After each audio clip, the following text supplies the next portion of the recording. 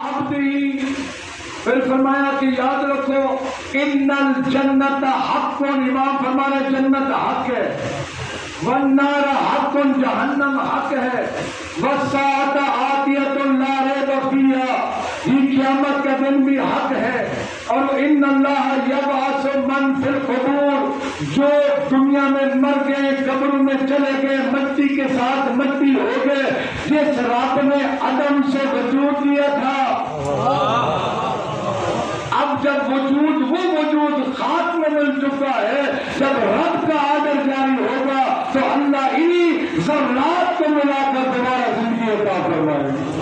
ایک صلوات پڑھیے بابا صلی اللہ علیہ وسلم۔ اور امام نے پھر ایک مقصد بیان فرمایا، اب یہ بڑا اہم مقصد ہے، کسی حد تک پچھلے سال میں نے بات کی تھی۔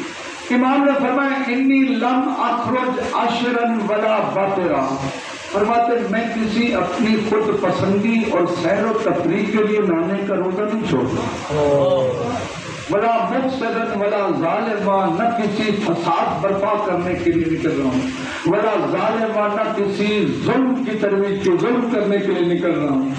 اے حسین پہ کیوں آپ قیام فرما رہے ہیں؟ فرماتے ہیں انما خرجت لطلب الاصلاح فی امت جدی، میرا ایک ہی مشن ہے، میرے نانا کی امت کی اصلاح ہو جائے۔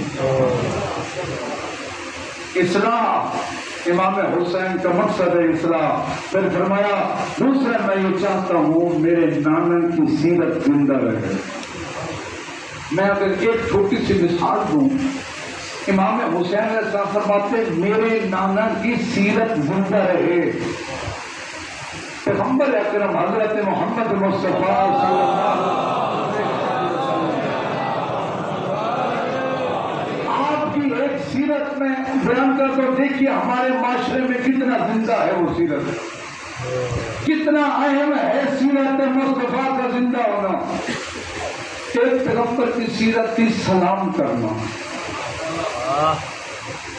یہ بہت سادہ سی بات ہے، لیکن مقصد قیام امام حسین ہے۔